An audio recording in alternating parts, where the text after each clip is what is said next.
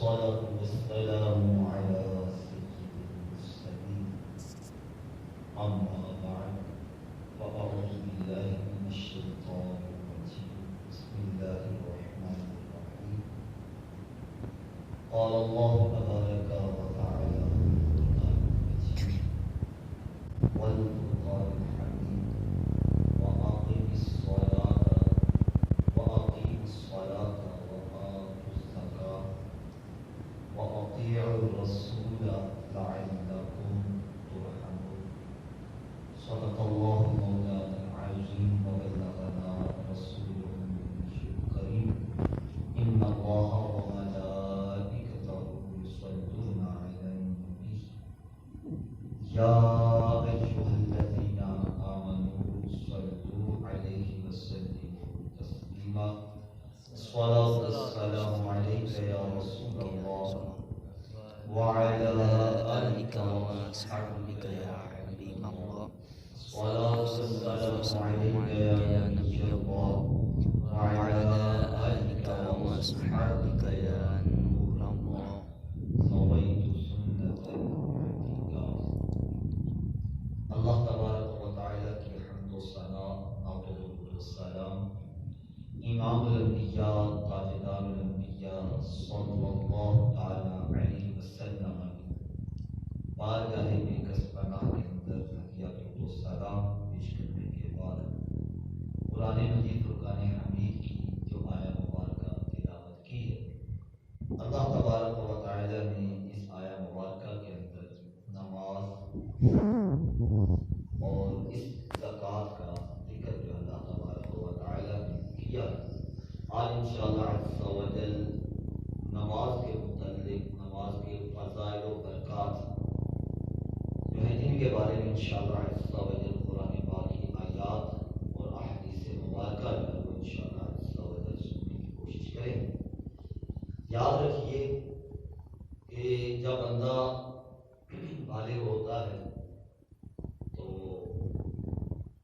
نماز جو ہے وہ فرض ہو جاتی ہے اور نماز سب فرائض میں سے اہم ترین فرائض کے اندر شامل ہے. اللہ رب العزت کی عبادت جو ہے وہ مومن کی معراج ہے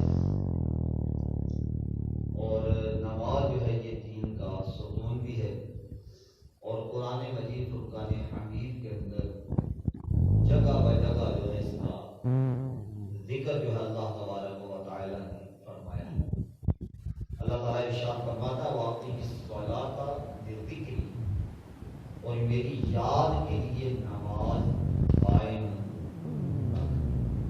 یعنی اس آیہ مبارکہ کے اندر مفتی احمد یار حنینی رحمۃ اللہ تعالیٰ علیہ جو ہے اس آیہ مبارکہ کے تحت فرماتے ہیں ایمان کے بعد نماز اہم ترین فریضہ ہے.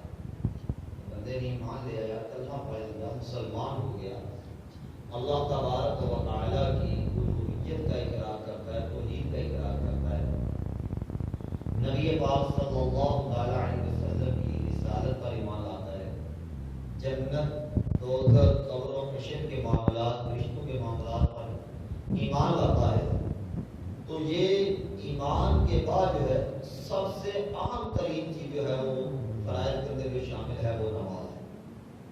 نماز اللہ تبارک و تعالیٰ کی یاد کے لیے ہونی چاہیے نہ کہ اس کو دکھانے کے لیے ہو بلکہ مقصد جو ہے وہ صرف اللہ تبارک و تعالیٰ کی رضا ہو. کیونکہ اس آیہ مبارکہ میں کا معنی یہ بھی ہے کہ نماز قائم رکھ تاکہ میں تیری یاد کروں. منیت المصلی ہے کہ ہر شے کے لیے ایک علامت ہے کتاب کے اندر ہے کہ ہر شے کے لیے جو ہے وہ ایک علامت پہچان اس کی ہوتی ہے اور ایمان کی پہچان جو ہے ایمان کی علامت جو ہے وہ کیا ہے وہ نماز ہے. ایک بندہ جو ہے اس بات سے اندازہ لگا لے کہ ایک بندے کی پہچان کیا اور گاؤں کا ہے شہر کا ہے اس کی پہچان کے لیے اہم ترین چیز جو ہوتی ہے وہ مطلب ہے کہ رکھی جاتی ہے کہ فلاں بندے کس چیز سے پہچان ہے، تو اس چیز کے بارے میں پوچھ لے تو اس بندے تک بندہ پہنچ جاتا ہے۔ اسی طرح ایمان کی پہچان جو ہے وہ نماز ہے۔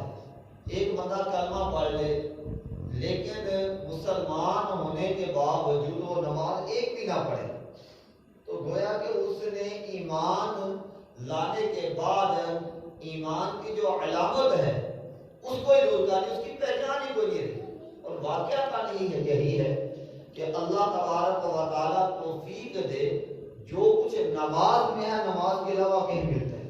اللہ کے محبوب علیہ السلام نے اس نماز کے بارے میں ارشاد فرمایا نا، نماز مومن کی معراج ہے، سمجھے، اور رب تعالیٰ کو پانے کے لیے، سمجھے، اس کا قرب پانے کے لیے، اس کی خوشنودی کے لیے، اس کی رضا کے لیے، گناہوں کے کفارے کے لیے، سمجھے، قبر و آخرت کے اندر جو ہے نجات کے ذریعہ ہے بہت بڑا، وہ کیا ہے، وہ نماز ہے۔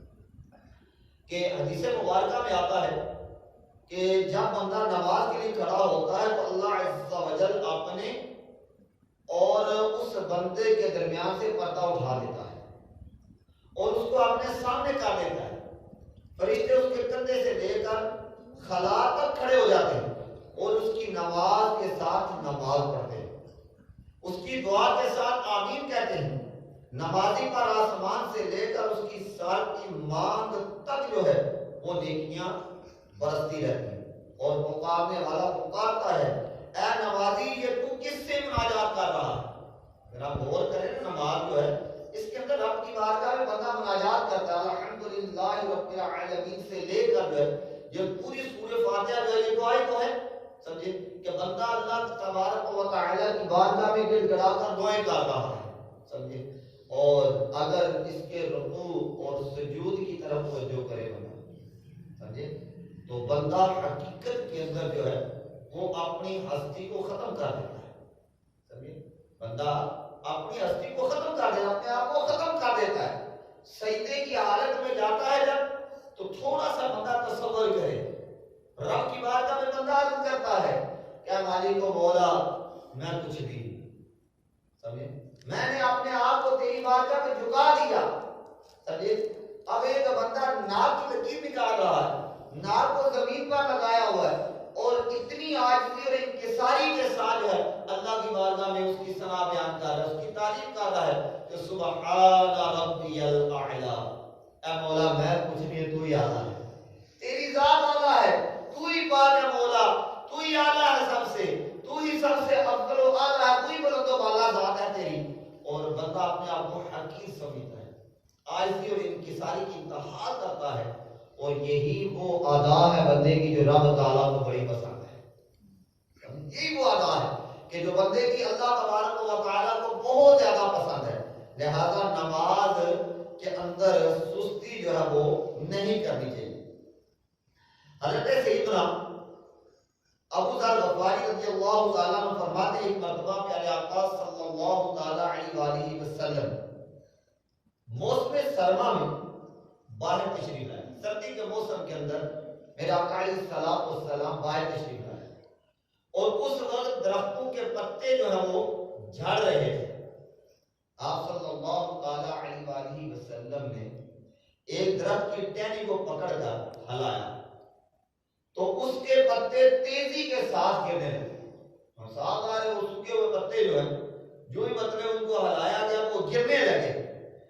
تو ارشاد فرمایا ابو ذر، آپ فرماتے ہیں میں نے عرض کی لبیک یا رسول اللہ صلی اللہ تعالی علیہ وسلم، آقا میں حاضر ہوں۔ ارشاد فرمایا جب کوئی مسلمان اللہ عز و جل کی رضا کے لیے نماز پڑھتا ہے، اللہ تبارک و تعالیٰ کو راضی کرنے کے لیے، اس کی خوشنودی کے لیے بندہ جو جب نماز پڑھتا ہے تو اس کے گناہ ایسے جڑتے ہیں جیسے درخت کے پتے جڑ رہے ہیں۔ بندہ یہ تصور کرے نا کہ میں یہ صرف نماز عادت کے لیے نہیں پڑھ رہا، عادت پوری کرنے کے لیے نہیں کر رہا، گھر سے نکلے اور نکلتی اچھی اچھی نیتیں کرے، رب کی طرف رجوع کرتے، سمجھے، اور اپنے گناہوں کو سامنے رکھتے ہوئے اللہ تبارک و تعالیٰ کے گھر میں آئے اور یہ ارادہ کرے، نیت کرے کہ انشاءاللہ عز و جل میں اللہ تبارک و تعالیٰ کے گھر میں جا رہا ہوں تو کچھ پانے کے لیے جا رہا ہوں اور اپنے گناہوں کو مٹانے کے لیے جا رہا ہوں. اس حدیث پاک کو بندے کے سامنے ہوئی حدیث پاک کہ اللہ کے محبوب علیہ السلام نے جب فرمایا ہے کہ درختوں کے پتوں جس طرح پتے جڑتے ہیں اس طرح بندے کے گناہ جڑتے ہیں. تو بندہ اپنے گناہوں کو سامنے رکھے اور رب تعالیٰ کی رحمت پر امید رکھے اور پھر گڑ گڑا کر دعا کرے اور سجدے میں جا کر رکوع میں جا کر اس کی تسبیحات بیان کرتے ہوئے جو ہے رب تعالیٰ کی ذات کے بارے میں جو ہے وہ یہ تصور کرے کہ میرا خالق اور مالک مجھے دیکھ رہا ہے. سمجھے؟ اور بندہ اپنے گناہوں کو سامنے رکھے اور پھر رب کی بارگاہ میں توبہ کرے تو اللہ تبارک و تعالیٰ کے محبوب فرماتے ہیں بندے کو گناہ معاف ہو جاتے ہیں.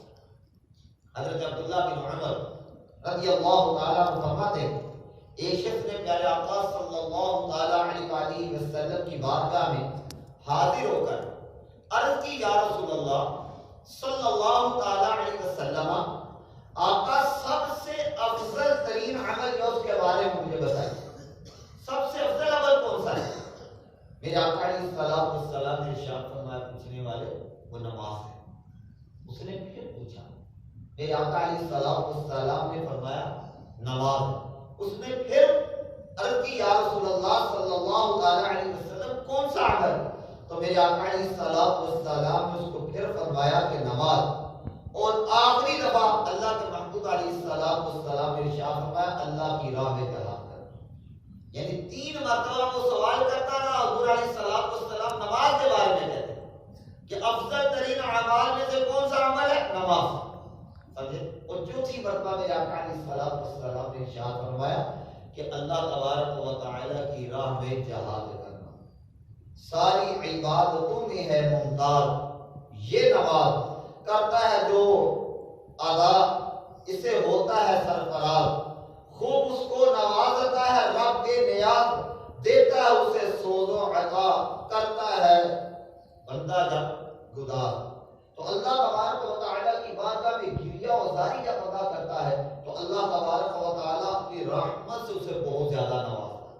حضرت سیدنا جابر بن عبداللہ رضی اللہ تعالیٰ عنہ فرماتے ہیں پیارے آقا صلی اللہ علیہ وسلم سے پوچھا گیا کہ کون سی نماز سب سے افضل ہے.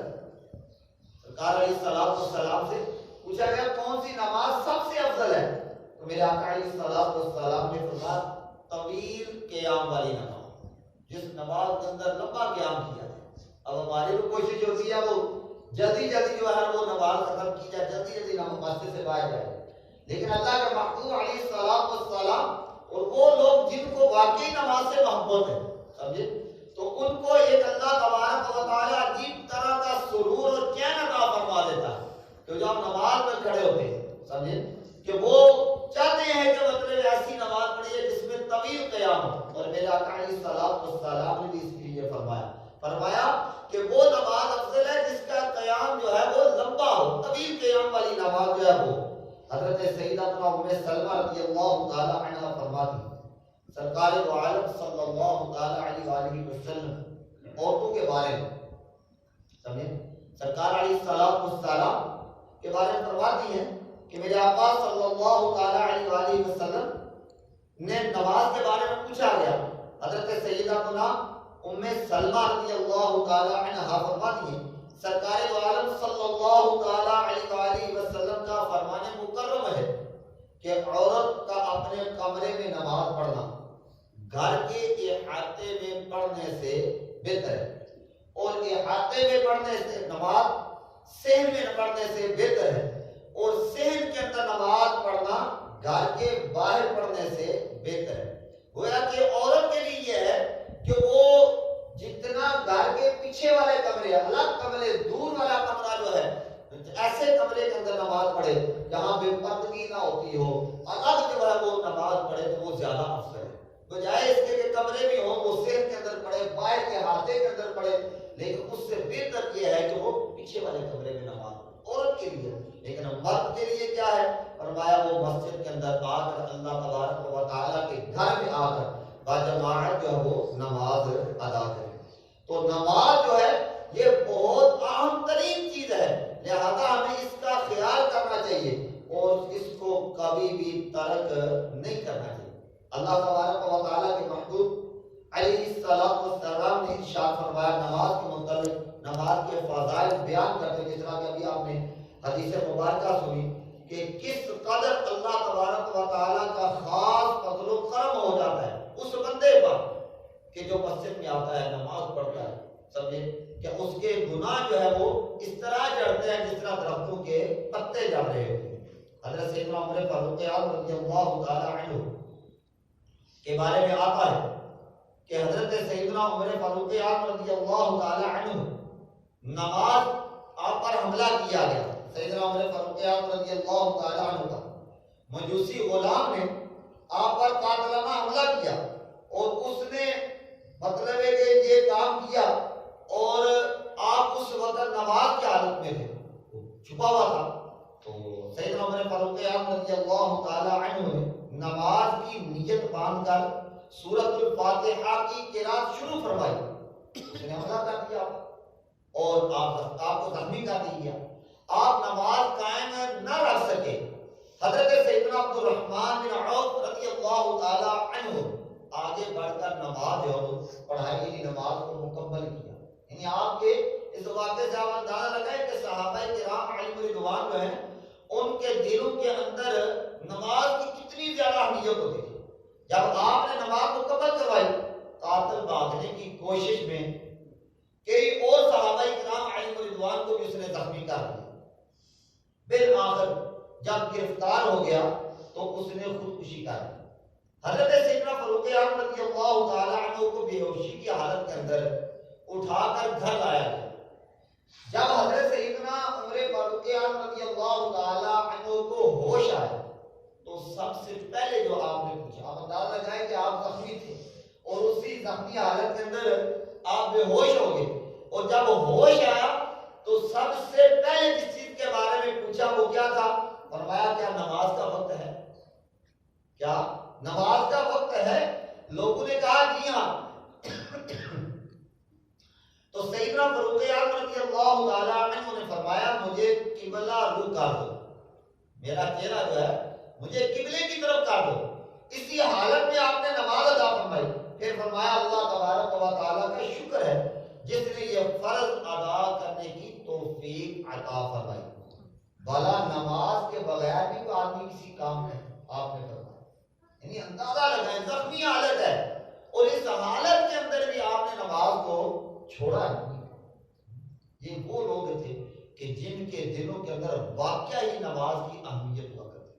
لیکن آج جو ہے اگر ہم غور و فکر کریں اس بات، کتنی نمازیں ہماری چھوٹ جاتی ہیں، لیکن ہم نے کبھی یہ بھی نہیں پرواہ کی کہ اللہ تبارک و تعالیٰ کے فرائض کے اندر مجھ سے غفلت ہوگی، میں نے نماز چھوڑ دی، کوئی شرمندگی، کوئی ندامت، کوئی افسوس یہی ہوا ہو کہ یار میں جو کام کر رہا ہوں غلط کر رہا ہوں۔ تو مسلمان جو ہے یہ اس کے لیے تو نماز ایمان کی علامت کہا گیا۔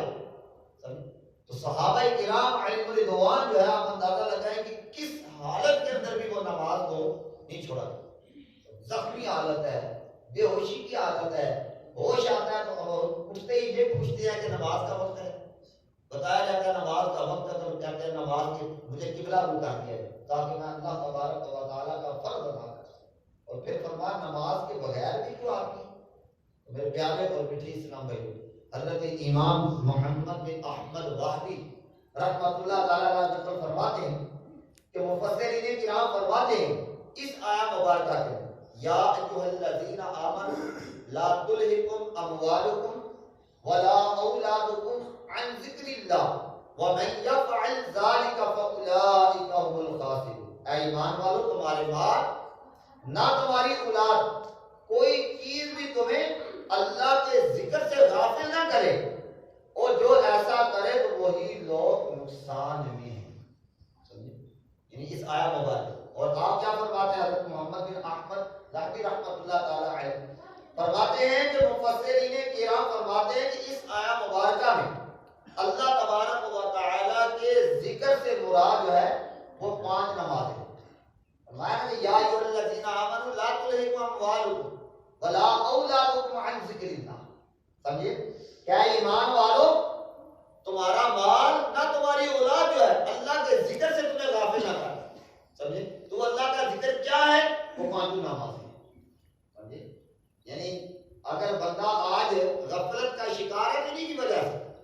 اولاد کی وجہ سے یا مال کی وجہ سے؟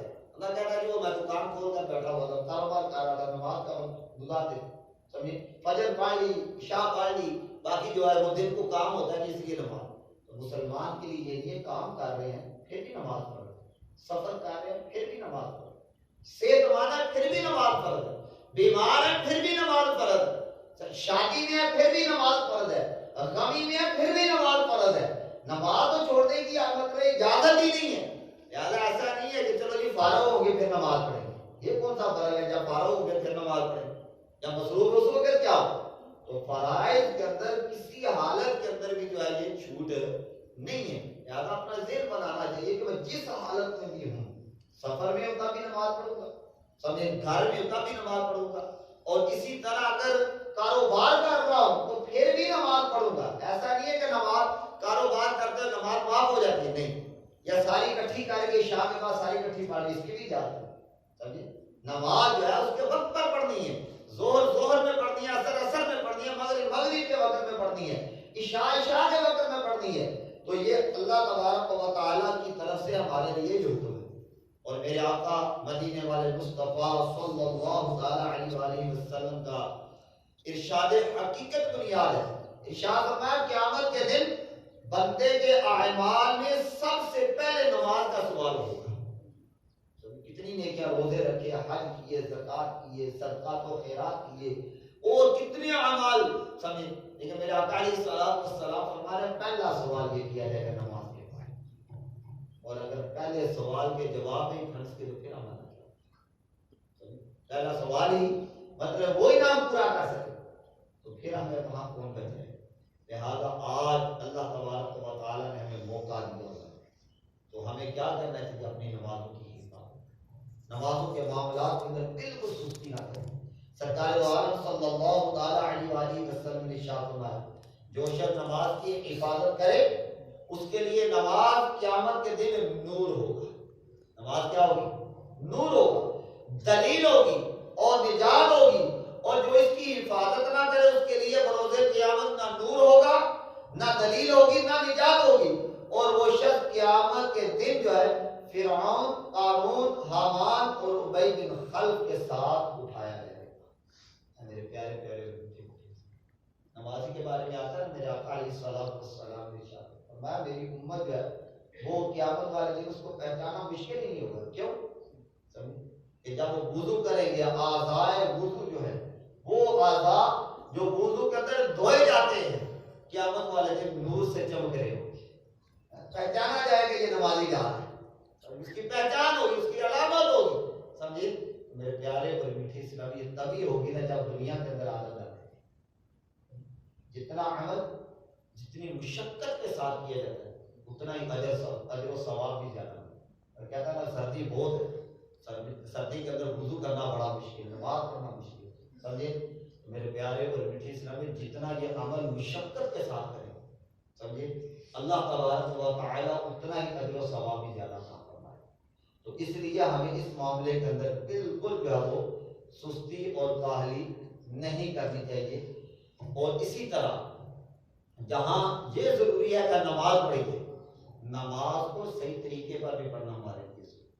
ایک حدیث پاک کے اندر آتا ہے حضرت سیدنا ابو قتادہ رضی اللہ تعالی عنہ سے روایت ہے پیارے آقا صلی اللہ تعالی علیہ وآلہ وسلم نے ارشاد فرمایا لوگوں کے اندر بدترین چور وہ ہے جو نماز میں چوری کرے.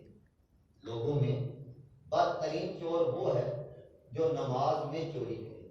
صحابہ کرام علیہ رضوان نے عرض کی یا رسول اللہ صلی اللہ تعالی علیہ وسلم نماز کا چور کون ہے؟ چوری تو مال کی ہوتی ہے، نماز کا چور کون ہے؟ فرمایا جو نماز کے رکوع اور سجدے پورے نہ کرے. یہ اس کے لیے اس کے بارے میں جا رہے تھے جو نماز کے رکوع اور سجدے پورے نہ کرے اسے کیا فرمایا جا رہا ہے؟ وہ نماز کا چور ہے. یعنی اگر نمازی نماز پڑھنے والا ہے تو وہ بھی اپنی نماز کے بارے میں غور و فکر کرے. سمجھے کہ آیا میں جو نماز پڑھ رہا ہوں کیا صرف عادت پوری کرنے کے لیے پڑھ رہا ہوں یا کما حق کو جس طرح مجھے شریعت نے کہا ہے میں اسی طرح پڑھ رہا ہوں. اگر اس میں کے اندر کوئی کمی بیشی ہے تو ہمیں نماز کے بارے میں غور و فکر کرنا چاہیے. تو یہ نمازی کے بارے میں جو پڑھتا کرتا، یہ اس کے بارے میں وہ نماز کا چور، لیکن جو سرے سے پڑھتا ہی نہیں وہ بھی تو غور کرے نا، یہ جو پڑھتا ہے لیکن اس کے اندر کمی بیشی ہے، اس کی اصلاح نہیں کرتا، تو شریعت نے فرمایا اس کی بھی ضرورت ہے وہ اپنی نماز کی اصلاح کرے، نماز میں رکوع صحیح کرے، سجود صحیح کرے۔ جو پڑھتا ہی نہیں ہے بالکل، تو اس کو تو زیادہ غور و فکر کرنا چاہیے۔ مفتی احمد یار خان نعیمی رحمۃ اللہ تعالی علیہ جو اس حدیث پاک کے تحت فرماتے ہیں معلوم ہوا مال کے چور سے نماز کا چور برتر ہے، مال کے چور سے نماز کا چور جو ہے وہ بدتر ہے۔ بڑے پیارے جملے آپ نے ارشاد فرمائے، کیوں کہ مال کا چور اگر سزا بھی پاتا ہے تو کچھ نہ کچھ نفع تو حاصل کر لیتا ہے، چوری کی مال حاصل کر لیا، وقتی طور پر اس کو بظاہر فائدہ بھی ہوا، جو موج مستی بھی اس نے کر لی، عیاشی بھی کر لی، لیکن اس کے بعد اس کو سزا ہوئی۔ لیکن نماز کا چور جو ہے سمجھے وہ اس سے برا ہے، اس کو بظاہر تو کوئی چیز نظر نہ آئے۔ اور اسی طرح فرماتے ہیں نماز کا چور جو ہے وہ پوری سزا پائے گا لیکن اس کے لیے نفع کی کوئی صورت نہیں ہے، اور مال کا چور جو ہے وہ بندے کا حق مارتا ہے، مال کا چور جو ہے وہ بندے کا حق مارتا ہے، لیکن نماز کا چور اللہ عز و جل کا حق۔ اور فرمایا یہ حالت ان کی ہے جو نماز کو ناقص پڑھتے ہیں، وہ لوگ عبرت حاصل کریں جو پڑھتے ہیں، یہ تو ان کی حالت ہے جو نماز پڑھتے ہیں لیکن نماز درست نہیں ہے، اس کے اندر کمی بیشی، جو پڑھتے ہی نہیں ان کے بارے میں غور و فکر کرنا چاہیے۔ تو لہذا اول ہماری حالت یہ ہے کہ لوگ نماز پڑھتے ہی نہیں، اور جو پڑھتے ہیں ان کی اکثریت سنتیں سیکھنے کے جذبے سے محروم، وہ ہماری عادت ہی نہیں ہوتی، بلکہ ہمیں شرم محسوس ہوتی ہے، اس معاملے کے اندر شرم محسوس ہوتی ہے کہ اگر میں نماز کا کوئی مسئلہ پوچھوں گا تو دوسرے دیکھنے والے کیا کہیں گے، حالانکہ ایسا نہیں ہونا چاہیے۔ ایک شرم وہ ہے کہ جو بندے کو جو ہے وہ جہنم کی طرف لے جائے، ایک شرم وہ ہے جو بندے کو جنت کی طرف لے جائے۔ شرم تو آنی چاہیے گناہ کے کاموں سے، چوری کرتے ہوئے، غیبت کرتے ہوئے، جھوٹ بولتے ہوئے، بدگمانی کرتے ہوئے، گالی دیتے ہوئے، سبھی دوسروں کا حق کھاتے ہوئے شرم آنی چاہیے۔ لیکن شریعت کے معاملات ہیں، مسائل میں ہم سیکھنے کے لیے بندوں کی شرم نہیں، کیوں کہ میرے آقا علیہ الصلوۃ والسلام اس پیار کو ختم فرمایا محض سے لے کر لاحق تک جو ہے علم جہاں سے پابندی۔ اب جوانی کے اندر اگر کسی بندے کو توفیق ہوئی، مطلب ہے کہ نہیں توفیق ہوئی جوانی کے اندر، بڑھاپے کے اندر اس کو توفیق ہوگی تو اللہ کے گھر میں آ کے سمجھے اس کو توفیق مل گئی اللہ تبارک و تعالیٰ کی طرف سے۔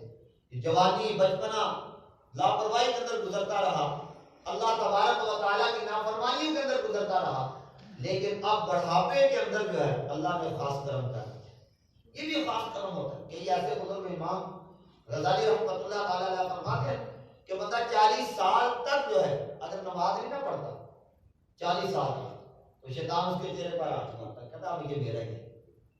40 سال مسجد کی طرف نہیں نہ آنے دیا، اب یہ نہیں جائے گا مسجد۔ اور کئی ایسے بزرگ دیکھے گئے بوڑھے ہو جاتے ہیں، سمجھے بڑے بڑے لوگ سفارش کرتے ہیں بھائی آپ تو مسجد کی طرف لے کے نہیں گئے۔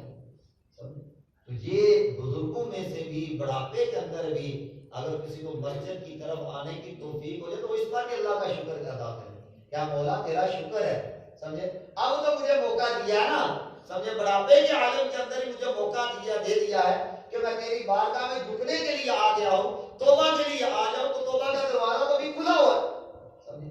تو لہذا ایسے بزرگوں کو ایسی عمر کے اندر اگر آ گئے ہیں تو اگر مسجد میں آ گئے ہیں، نماز پڑھنا شروع کر دی ہے، اگر اس میں غلطیاں ہیں، کوتاہیاں ہیں، کبھی بیشیاں ہیں، تو وہ اس بات سے بالکل نہ شرمائیں کہ ہم اگر کسی سے پوچھیں گے یا سیکھیں گے تو لوگ ہمیں کیا کہیں گے، نہیں، ان کو چاہیے کہ بالکل اللہ تبارک و تعالیٰ کی رضا کے لیے اگر آ گئے ہیں تو پھر اس چیز سے بالکل شرمندگی اختیار نہ کریں، بلکہ اپنی نماز کو درست کرنے کی کوشش کریں، سمجھے، نماز کو درست کرنے کی کوشش کریں۔ تو آج ہمارے اندر سب سے زیادہ یہی مسئلہ ہوتا ہے کہ ہم جو ہے وہ نماز کے مسائل سیکھنے کی طرف آتے ہی، میرے پیارے اور میٹھے اسلامی، ہمیں اس کی طرف آنا ہوگا، اس جھجک کو دور کرنا ہوگا، اور الحمدللہ عز و جل اگر ہم غور و فکر کریں بہت زیادہ نماز کی شرائط کو لے لیں، سمجھیں، اور ان شرائط پر تھوڑا سا غور کر لیں، نماز کے فرائض کو دیکھ لیں، ان کی طرف تھوڑا سا غور و فکر کر لیں، سمجھے تو بندے کو خود آنکھوں کے سامنے سارا کچھ آ جاتا ہے کہ میرے اندر تو بہت زیادہ غلطیاں. نماز کی پہلی شرط طہارت ہے.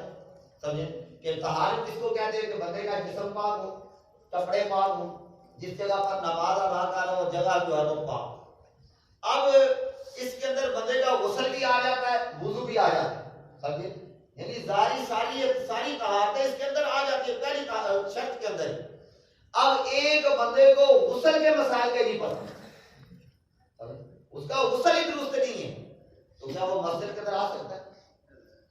اس کو مگر حالت جنابت کے اندر ہے, اس نے غسل کیا لیکن غسل کے مسائل کو نہیں سمجھا, اس کا غسل درست نہیں ہوا, تو وہ تو ناپاک ہے.